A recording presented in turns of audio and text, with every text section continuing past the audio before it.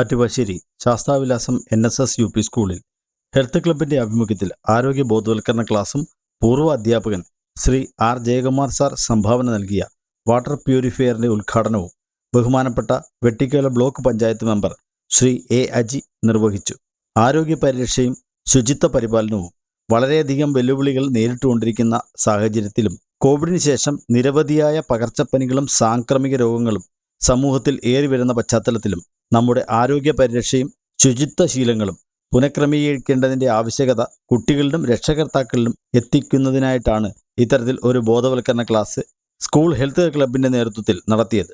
ഈ പരിപാടിയിൽ PTA president Shri Rahul, head master Shri Rajeev B, school manager Shri PS Shyamkumar, AEO Shri R. Unnikuttan, മാതൃസമിതി president Shrimati Ramya S, staff secretary Shrimati Rathidevi S, health club secretary Shrimati Manju GS, മറ്റധ്യാപകർ, രക്ഷകർത്താക്കൾ തുടങ്ങിയവർ പങ്കെടുത്തു. അടൂർ ലൈഫ് ലൈൻ ഹോസ്പിറ്റലിലെ senior consultant surgeon doctor P. Sasi ബോധവൽക്കരണ ക്ലാസ് നയിച്ചു.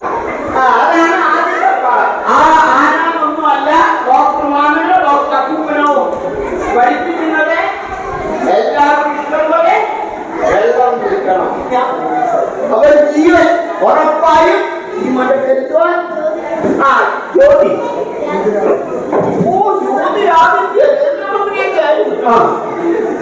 ജ്യോതിരാദിത്യ വേറെ കുറച്ച് കൂട്ടുകാരും പറഞ്ഞു ജീവനാ. സ്വർണ്ണ അല്ലെ ജീവനില്ലെങ്കിൽ വേണോ?